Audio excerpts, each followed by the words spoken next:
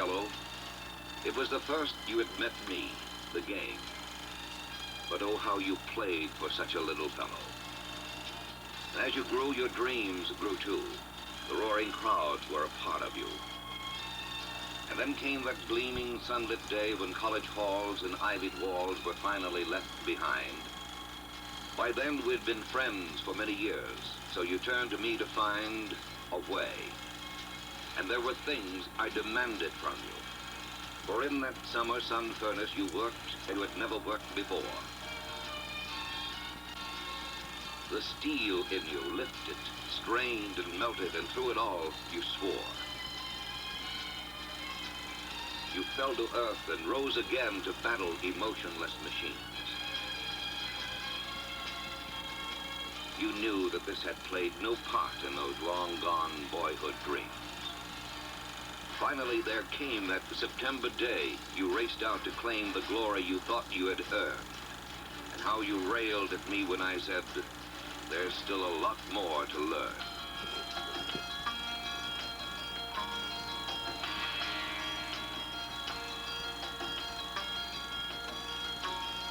While some learned instinct and reaction, still others learned to be men. And every time they knocked you down, you got back up again.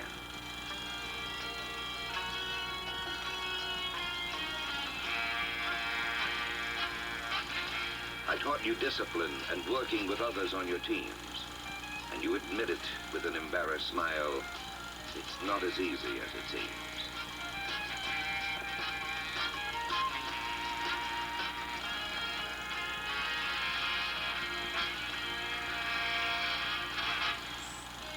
But slowly you learned the uses of that body we had trained. You learned to fake and swivel and throw and go for the extra effort game.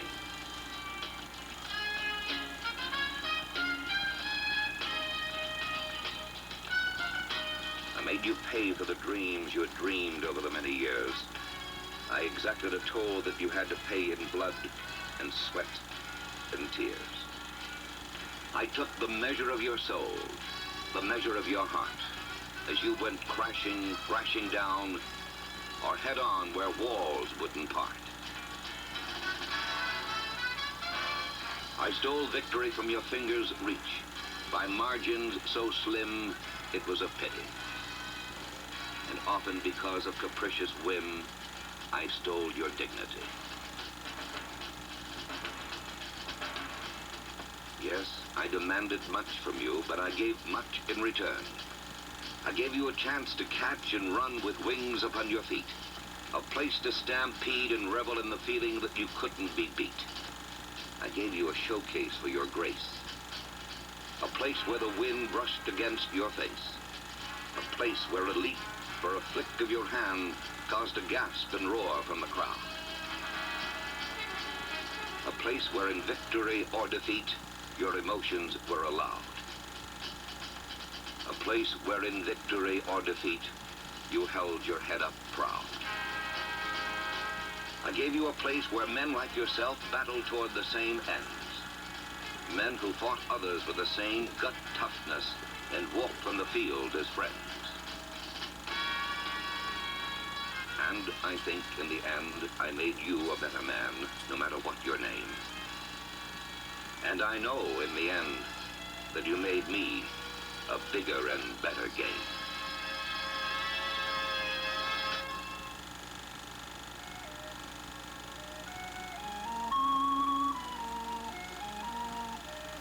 We came as young, untested men from schools across the land and stepped from buses with our bags and soaring hopes in hand. Then under muscle-sapping sun, we fought for spots that would be won by one man out of 8. And sometimes scrimmage tension raged, sprang like a manic tiger caged, unleashed itself in hate. Our number dwindled ever lower as playbooks were called in. For the goal was to find the best 40 men, the 40 who could win. Then one day, it was just me, the 9, who charged out to challenge all comers, for we thought we were the top of the line. But making the team is one thing, while becoming a team is another. And the mistakes we conspired together made us burdens to each other. For we found ways to lose football games that had never been tried before. Then, when we thought we'd run out of new ways, someone always came up with one more.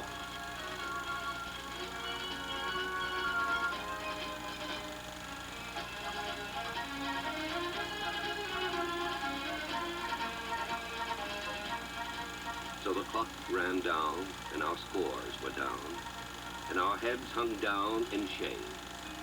We winced every time we saw teammates enjoying collision in pain. It made us wonder how football could ever be called a game.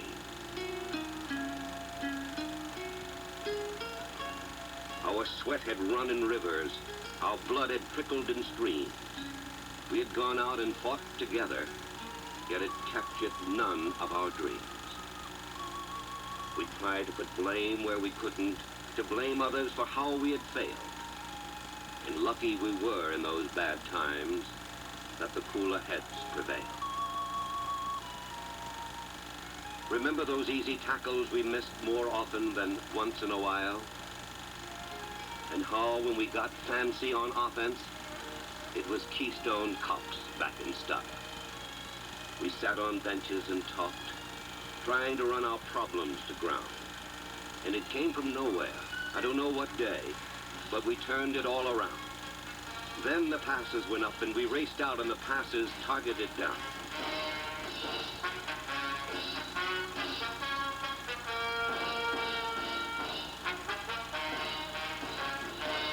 You blasted holes like caverns wide open and set my winging feet free.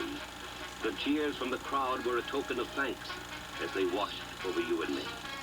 The joy was there. The joy was there. Football was a game. And the more we pulled together, the easier it became. Remember before how the enemy had always eluded our reach? But now in waves we came charging, turning rocks into sandy beach.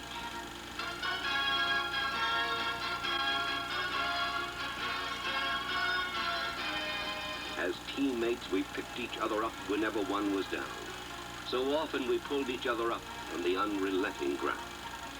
We relied on each other and trusted that each man would help get the score, that every man would give his best, and then a little more. Finally, one day there was nothing to stand in our way. We went through the rest of the season always making that one great play.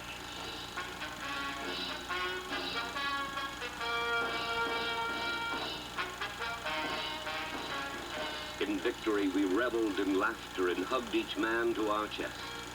We were as one in the joy of the wild rumpus dance. It was the secret of our success.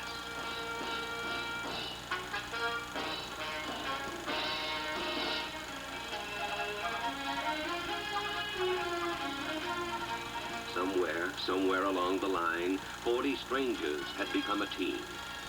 Somehow we 40 men had fulfilled the everyman's dream. But to me, even greater than victories or silver trophies in the end, was the fact that I'd met 39 strangers and now called each of them friend.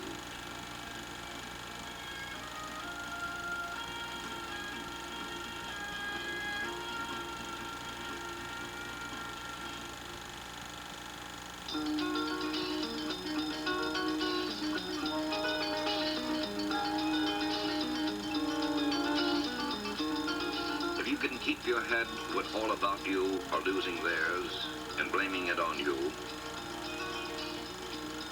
If you can trust yourself when all men doubt you, but make allowance for their doubting too. If you can wait and not be tired by waiting, or being hated, don't give way to hating. If you can dream and not make dreams your master. If you can think and not make thought your aim.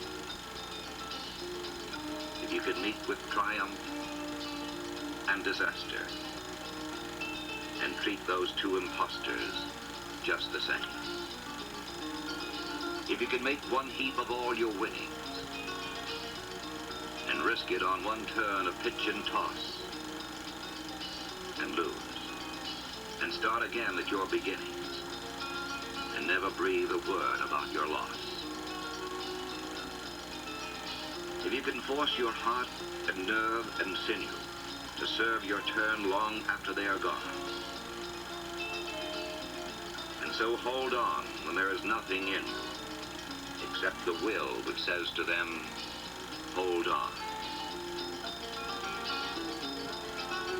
If you can talk with crowds and keep your virtue, or walk with kings, nor lose the common touch, if neither foes nor loving friends can hurt you, if all men count with you, but none too much,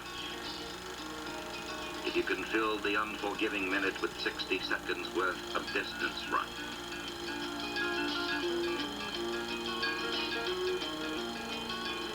yours is the earth and everything that's in it. And which is more, you'll be a man, my son.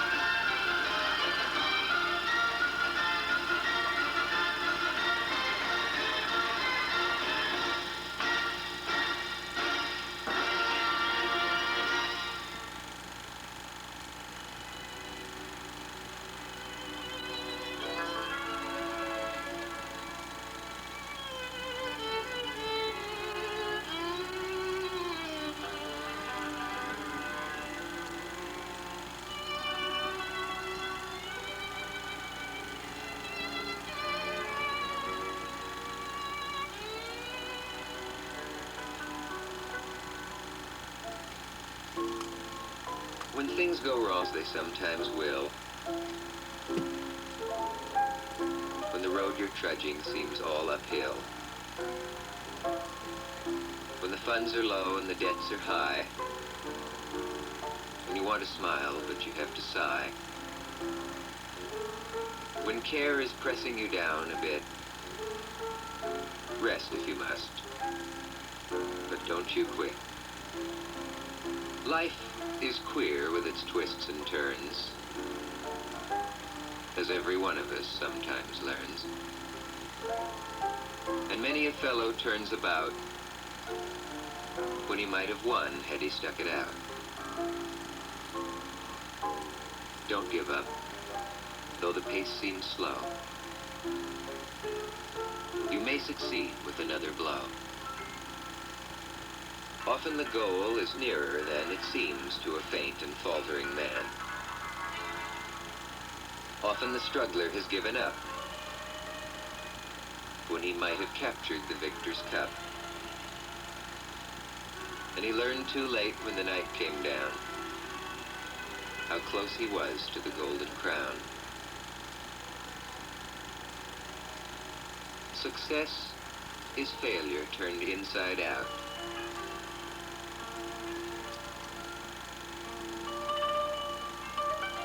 The silver tint of the clouds of doubt. And you never can tell how close you are. It may be near when it seems afar. So stick to the fight when your heart is hit. It's when things seem worst that you mustn't quit.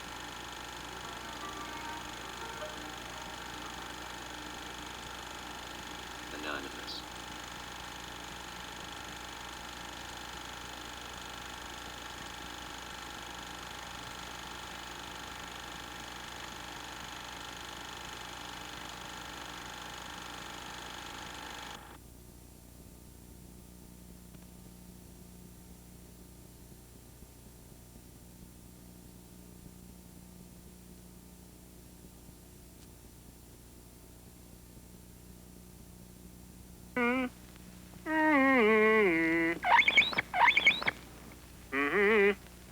All fall down. Boom. Not London Bridge. Ollie and free. Not hide and seek. Not catch. Not leapfrog. Heavens, not spin the bottle. Here we go round the mulberry bush, the mulberry bush, the mulberry bush. No, they call it pro football. Yes! That is a football. When kicked, the game begins. You forgot something, fellows. It starts with a kick. Very good. Then a highly trained specialist returns that kickoff.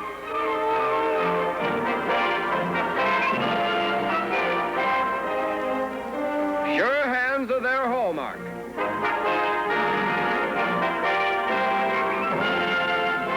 Also a magnetism for the ball. The ball, fellows. Come on, pick it up, Butterfingers, pick it up.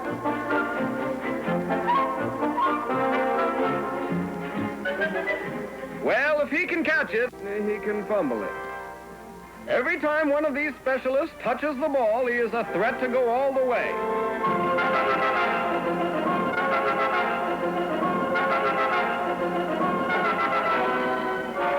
You dropped something. Onto that graceful kick, the punt. As the old saying goes, punt whenever you're in trouble.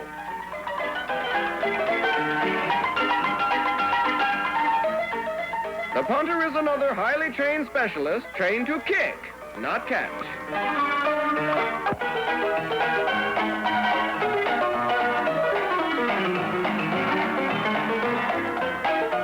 The snap from center is crucial. Yes, crucial. The problem is you're constantly being rushed and a bad snap can kill the punter.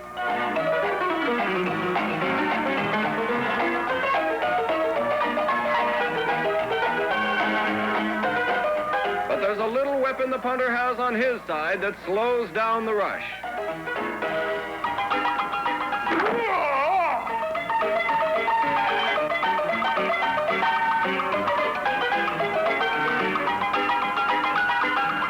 Where's that stampeding rush?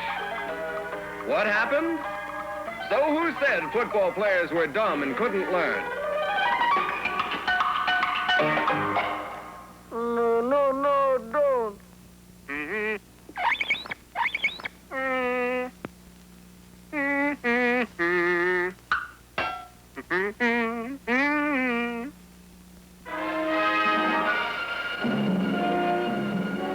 Although each man is a specialist in pro football, one man stands above the rest.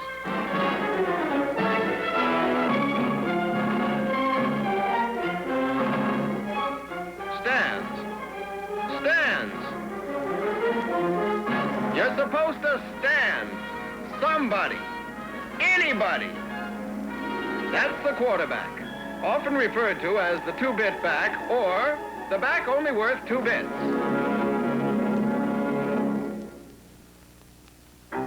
Inside the close conclaves of the huddle, the quarterback plots and directs the on-field fortunes of his teammates. Let's listen in. Okay, you guys. Now you take the one out on the right, you take the one out on the left, and I'll have a go at the cute one in the middle. On 3, guys. The ball in the hands of a pro quarterback is really something to see.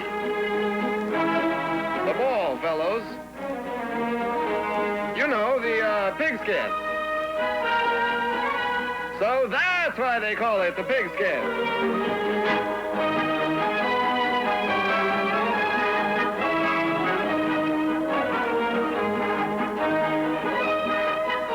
Anytime you're ready, fellows.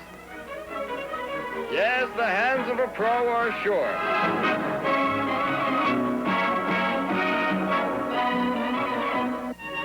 Come on, pick it up. It won't bite. If the quarterback won't take the ball, the sender is stuck with it. The quarterback has 2 formidable allies.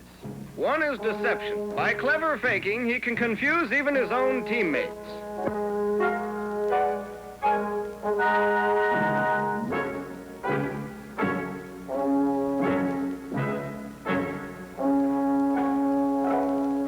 There is nothing quite like the easy confidence of a clever field general.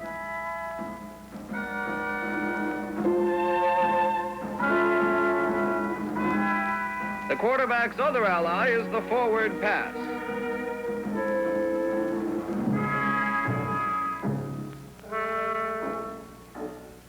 The forward pass.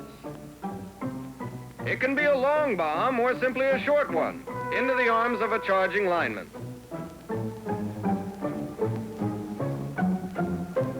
Or a sideline pattern to someone standing on the sidelines. A master passman can turn a ball into a bolt of lightning that can strike anywhere.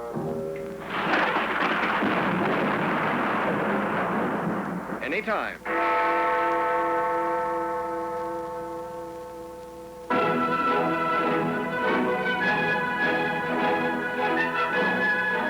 Time is needed to work these passing miracles, and that time is supplied by the stalwart, silent sentinels known as linemen. 4-3, 4-2, 4-3. It's 6-1, sir. They have only one job. I'm out of the bootle. Hut, hut. Protect the quarterback. Get on him, get on him.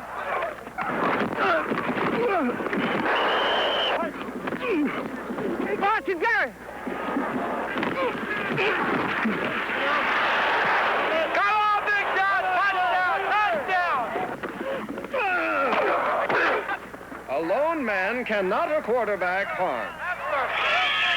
Do it, baby. Do it, do it, do it.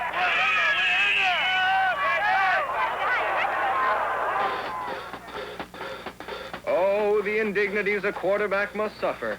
Ref, the neck. The neck. Defensive linemen stop at nothing to distract ball handlers from the ball.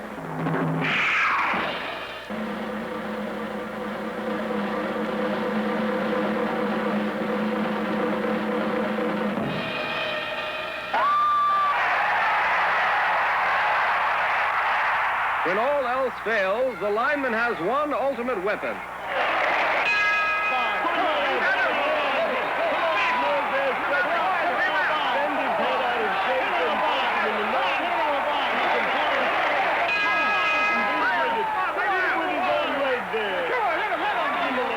The only man around to protect the players from themselves is the referee. But it's a thankless task. Everyone either screams at him or knocks him about. There seems no limit to the abuse these poor, meek men suffer. A moment's silence for the meek, helpless ref.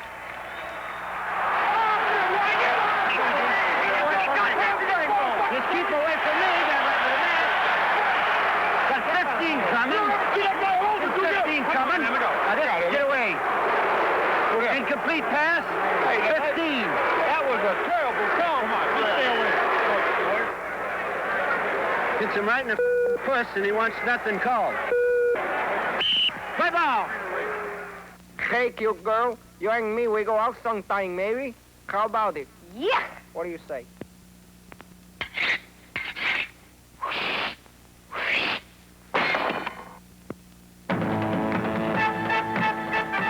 Second only to the quarterback are the instinct and legs of the runners.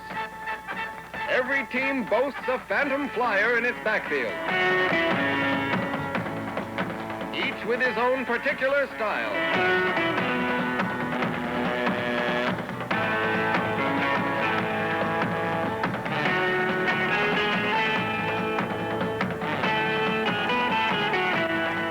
But what a runner does best is run.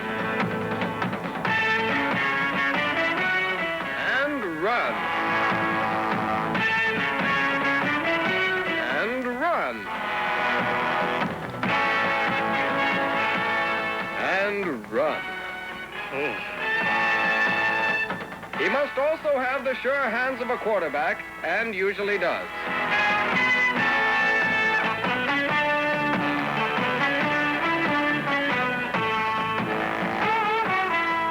The universal law of being in the right place at the right time also applies to runners.